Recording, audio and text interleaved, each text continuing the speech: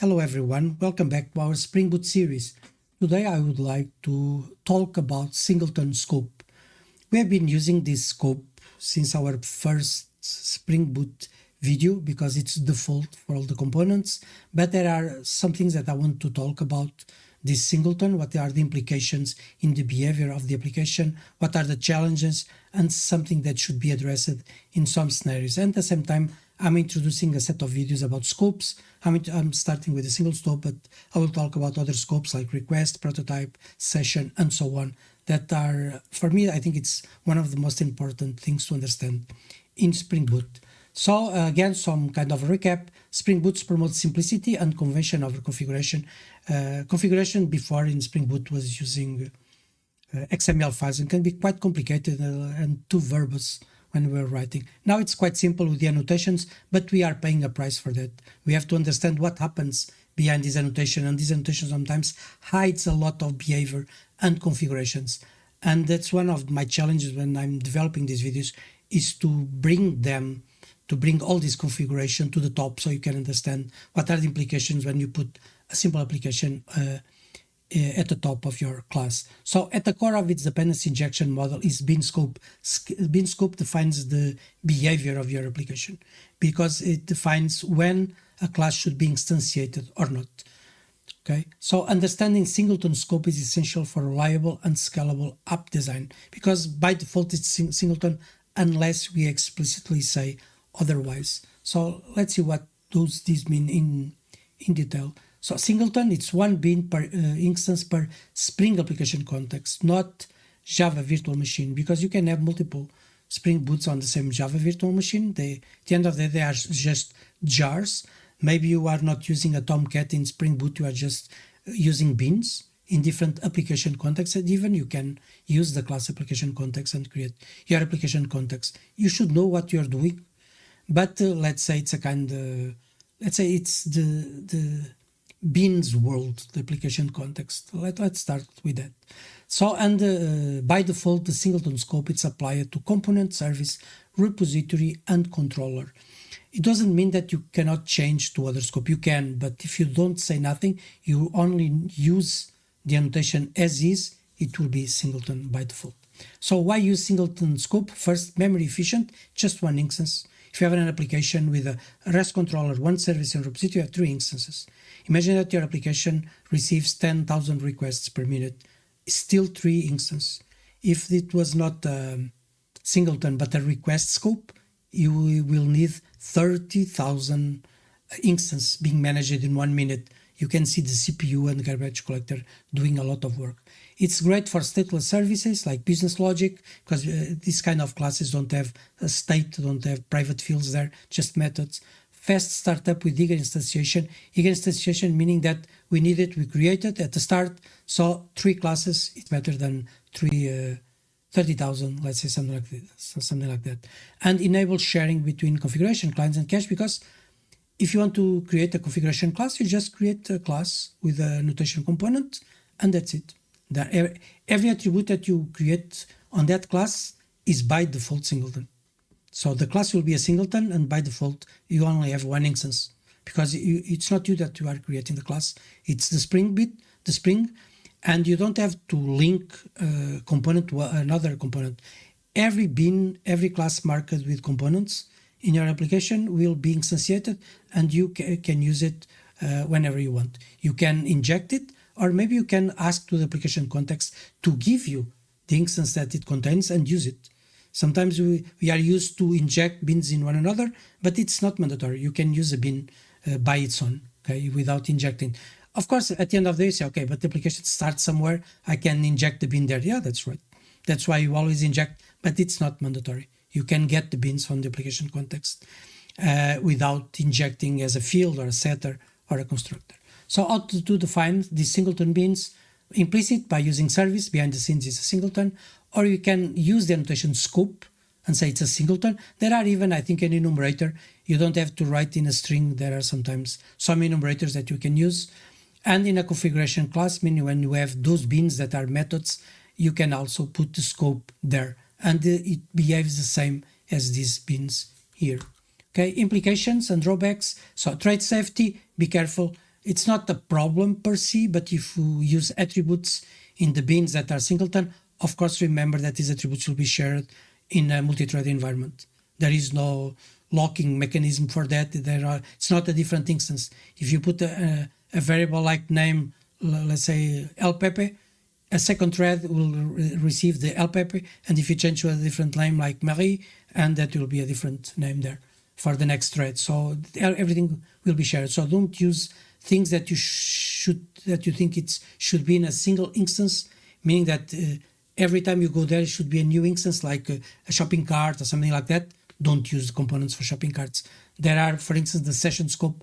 Maybe it will be more useful in those scenarios. Cycle dependencies can happen with the singletons. I will talk about them in a moment. Scope mismatch, meaning imagine that you want to inject a request scope, meaning that it's a bin that is created every time there is a web request, in a singleton one that was created at the start of the application and will never be created. Do you want a challenge about this? If you want to inject it on the singleton, how can you do it? Think for a while. Because the singleton was created at the start, and if you are using constructor injection, the web request is something that will happen later. So there is no, the constructor will not be called a second time. It was called once at the creation time. So how can it's possible to apply this? It is possible, but there is some tricks using proxies in Spring Boot that I will explain in detail. Part of it in this video, others when I dive deep on the scope or the other scopes, not only for the singleton. And of course, the test coupling. If you have multiple tests and you are using a bin that is singleton during the tests, of course, that can be a lot of, let's say, leftovers from previous tests that can make other tests do some mistakes and take wrong decisions. So workarounds for common problems. When you have a circular dependency, imagine that you have a bin A that depends on the bin B and B depends on A. It will be impossible to use a singleton, and it's an error that is detected by Spring, and the error is talking about cycle. Because for create I needs B, and B to be created needs A, if you have two classes like this. One way to work around it is using this annotation that I will explain in a further video. That means that the B shouldn't be created now. It will be created only when it's really necessary, when someone, for instance, needs to call a method for this bin. So what will be injected here? Because B still requires the A and A still requires the B to be injected. In this case, there will be a third class called proxy that will be generated by Spring Boot, which is called lazy proxy, which is a class that contains the B. But let's say it's a kind of a subclass of B, which means that it can be injected here. But what is great is this proxy doesn't need the A. So the cycle just breaks. So the A can inject B, and B is not injecting A. Later, when the A needs something from the B, it will call through this proxy, but it's transparent for you as a developer. You still see B, but it's a different class there, a different instance. So when you call the method, the proxy will detect and say, okay, the B was never created, so I'll create now the B, and I will inject the A, because the A it's already created when this fake B, let's say, was injected. This is how the proxies work. I will go into more detail when in the future video when I talk about, for instance, when we try to mix requests with singletons. It's the same concept somehow. Okay, so which is this slide, by the way, but it's just an introduction to the subject. So we have a bin scope request, and the concept is the same. So if we try to inject this bin in a singleton, again, it will create a proxy. So it will be another class that wraps, let's say, this bin request data. And now you can inject this on the singleton even without having an instance of this one, because an instance will only be created at a request. Now, every time there's a request in your application, there's a new thread, and the thread says, okay, a bin like this should be created, like request data, and it will be created inside the proxy. So the singleton, every time it needs to access this specific bin, under the context of the thread, the proxy just says, okay, the instance that you want, it's here. If it's a thread 2, it will have a different instance. A thread 3 will have a different instance. Every web request that is happening at the same time will have different instances all of them managed by the proxy return from this. It's quite advanced this, that's why I'm not pushing too much of this explanation, but I want to show you that when we are using a singleton, it seems that we are simplifying, but there are a lot of things that we should know and problems that bring behind the choice of using the singleton. But the usage of singleton is still a great choice and the best choice for probably 90% of the use cases. So another way for the tests, I will not go into too much detail here, but to avoid the dirty data using tests when we have singletons, there is a notation called dirty context that can help to clean a little bit the tests, but it's something that I will talk much more about the features. I just want to highlight the issues that can arise when we are using the singletons, and sometimes there are errors that appear and people are starting to develop in Spring Boot and start to see some errors about proxying dirty things and they don't understand what's happening here and just say, but I just created a singleton. Yeah, but probably we are trying to use scopes that are not, or beans that are in a different scope, and that can be an issue that you should understand first before using the singleton.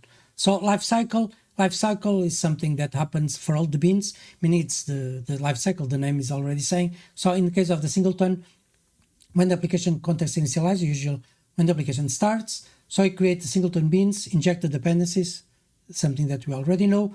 Now, if there is a method, there is a notation called postconstruct, and I will go into more detail this in a future video about all the methods that are called and you can control when a bean is created. But for now, if you take a method, you create a method in your bean, singleton bean, and any bean, but in the singleton, if you put post constructor, the notation a specific method, this will always be called after the constructor.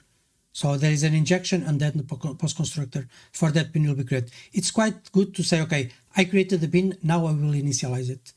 It's a bean, let's say that's some kind of a cache. So I want to create the bean, so to define the variables, and now on the post construct, I will load something from the database or some files and put it into the memory. It's to avoid to put code, for instance, in the constructor. Okay, and then the bean will be ready to use. And if you are wondering about the pre-destroy, it's before the bean is destroyed that will be called. The other ones will have the same purpose, but in a different way with interfaces and things like that. But at the end of the day, with these two, post-construct and pre-destroy, you have a great life cycle that you can reuse. Patterns and anti-patterns, so good practices, service classes, and our business classes. Singleton are quite nice. Configurations by itself, almost by definition, they are singletons. Repositories, again, it shouldn't keep any state. So again, they are good candidates for singleton, and that's why we put REST controllers, services, configurations, and repositories by default with the annotations. Prefer constructor injection, design beans to be stateless or immutable. That's good practice in any programming language. Anti-patterns, field injection, it's a bad practice I already talked about in previous video. Share mutable fields, avoid fields that are sensible to multiple threading. Storing request session data, it's one of the cases, like if you want an example for request session data like shopping cart, it's one shopping cart per person, not per bean. Be careful with that. But there is a scope, by the way, for session that I will talk about in another video. And create artificial singleton managers for coordination. Sometimes we want to control, so we can't find a way to create the beans and the dependencies that work. Sometimes there are a lot of cycles and you don't know what to do, and we have this temptation to create a bean that orchestrates things, that centralizes things, kind of a God bean. Avoid it, it's a bad practice. Review your design of your solution. Maybe I'm sure that there will be things that can be done differently and create a more elegant solution for the architecture of your application. So if you want to see more about the lazy, something that I talked in a previous video, one way to define a component as lazy, it's like this. You put just the annotation lazy and prevent startup penalty. Imagine that you have something here that takes, let's say, 30 seconds and you don't want your application to wait for that. You can just put the lazy, meaning that only when it will be first necessary, the bean will be created. But I will have a specific video just to talk about this lazy and other scenarios where it can be used. I just introduced it here because it's one of the popular ways to avoid some issues with the singleton beans. So it's useful for heavyweight dependencies or conditional used beans. Heavyweight is when we have, for instance, a bin that depends on 10 bins. And sometimes it seems too much, but it's not. Sometimes I saw bins that they have logging, auditing, a lot of things that are not business, plus business things, and it was almost 10 dependencies, and most of them, in most of the requests, they will not be used. So lazy can be a good solution for that. And the Singleton proxies, if you want to research more, they use the CGI-lib. I don't know if Spring Boot at this time changed it. It's not very important for you to understand, but you should understand at least that proxies are generating, mean that code will be generated when your application starts. Sometimes it takes a while if it needs a lot of proxies. And behind these lazy things and scope management, there are a lot of proxies that will be generated. And sometimes these proxies, they have some conflicts with other frameworks. So be aware when you are using Spring Boot if the framework that you are trying to use is compatible with this kind of libraries that Spring Boot brings behind the scenes to help him to implement all this magic on the bins. Singleton bins can depend on proxies without breaking lifecycle. That's something that we saw when we're talking about the lazy. So in summary, Singleton is Spring Boot's default scope. And again, it's I know that I talk a lot of things here that makes you wonder, okay, maybe it's not a good idea with all these issues. Yeah, the other ones probably they have more issues than this. I just want to make you aware of the decisions that when you take the decision Spring Boot, there are some price to pay about it, and you have to understand them so you can choose wisely what is the best scope, what is the best approach, and things like that. So, but again, I would say that 90% of the times or more, the Singleton is the best approach. Efficient and reliable for stateless and shared components. Singleton used carefully with regard to threading and lifecycle. Remember that it's multi-threading most of the Spring Boot applications, and understand lifecycle, scope mismatch, and proxy mechanisms. But I will talk more about this point when I address the other scopes. So this is the introduction part about the theory that I would like to present. I think we should always start with the theory and understand the why before showing the how and the what. Okay, so let's see I created an example about using of the Singleton. I didn't put any cycles here. I talked about that I think it was my previous video about cycles, and I even show what happens, but I will address some failing examples in the future so I can help you if an error issue arises in your solution or your job. Okay, so let's see here. So what I implemented here, one example where the Singleton without using the service and repository. So I created here a kind of, which is a telemetry. It's not the best implementation for telemetry. I will create, because I work in this area about telemetry also, I will create something about the open telemetry, and Spring Boot, it's quite nice for that. There's a great tools to be used, but I will just give you a sample. Imagine you want to track telemetry. It's about counting things. It's about observability, meaning that you want to know about the internals of your application and you want to extract logs, trace, and metrics. In this one, I'm just putting a few metrics, but of course, telemetry, it's more than that. And it's in the area of observability, which is one of the most important trends in the IT architecture, because the systems are so complicated that you need a way to check what's happening inside as visible as possible. So that's why I choose this telemetry. So I have this telemetry. It's just a simple class that counts the numbers of users created, users updated, and users deleted. There are other ways to do this more elegant, but I just want to show one usage of the Singleton. So the way to do this Singleton, because it will be sent to the application, it just is I just add the component, and out of the box I have a Singleton created. I don't have to create that pattern with private constructor and things like that. There will only be one instance of this telemetry collector in my whole application, and I can count the users, the created, updated, and deleted. So I have a method called record user action that receives here a enumerator, and the enumerator is just created, update, or delete to make things simple. And I have a switch and say when it's created, increment and get this one and these variables. And when someone goes, okay, give me the snapshot at this time, I will call this snapshot and it will tell me, okay, at this point in time, this was the number of users created, updated, and delete. The atomic long, I just wanted to be more accurate for a project. If you are in a web environment, it's multi-threading. This is a Singleton, remember. So don't use long, use atomic long to make sure that you don't have concurrency issues, because when you're using long and you have a multi-threading system, the long isn't. Let's say when you increment the long, it's not a statement or one operation, meaning it's not atomic, which means that if you have a multi-threading, it can happen that, imagine that the long is split into integers and there are some bit operations. A thread 1 can be changing something on this long, and then it stopped, and a thread 2 will overwrite this same long, because I remember this is a singleton. But if you use atomic long and use something like increment and get, this is out of the box from Java. In this way, you guarantee that it's always atomic. When you increment, it really increments without the interference of the other threads. So then we have this telemetric user action, and now I created a telemetric REST control, so we can do a REST request using telemetry, and you receive that snapshot. It's just a map using with the users created, delete, and the number, so we can see output.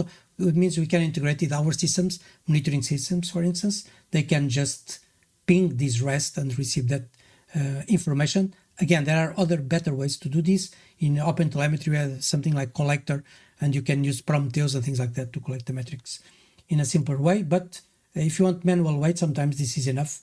And now on the users service, okay, what I did, I just injected here our telemetry again on the constructor. We are talking about the number of parameters in a bin. We already have 4 here, because we have email service, a notification service, a user repository, and the telemetry here, and it can grow if I put some logging here, audit, and things like that. It's not unpopular to have multiple parameters on a constructor. But now when we create a user, for instance, I'm just putting here telemetry, record user action. It was created, so internally there will be an increment. The same for the update here, when I'm updating the user, and when the user is deleted. And that's it. So the application is running. Let's see what happens, and this is working. So again, this is just to show that I created something that could be complicated. I didn't have to create a singleton pattern and make sure that everything was configured. I just create a component, inject it, and that's it. I have a singleton that I can use, a service that can be transversal to the other application. I have a collector that is using the REST controller, at the same time using on the services to increment, and then later to receive the data from the OpenTelemetry. So let's first execute the users. Let's see if it's working. Okay, so we have these users. It's not important. Let's create a post here. So create a user. By the way, if it's the first time that you are seeing this code, it's available. You can go to the GitHub. Usually I put an address or in the posts area of the channel or in the description of the video. And you can see I have here some REST controllers. And this REST controller contains a put, a delete, a post to create users. And I'm using H2 database in memory with the repository, everything. If you see my previous videos, you can confirm this. Okay, so it's not that I developed this all the application for this video. So this create a user with ID 8. Now let's I can call the telemetry. I think I have here. So if I call the telemetry now, it's finance telemetry. You can see that I created one user. So I have some visibility of what happened in the application. Again, if I update, I should have here. If I don't, I have to create one. Okay, let's take one like this one. I can take this one. I'll change to put here. I'll say it's the user, let's say 2, and put something here. Number 2, so we can count these things. It doesn't matter. Just execute. Okay.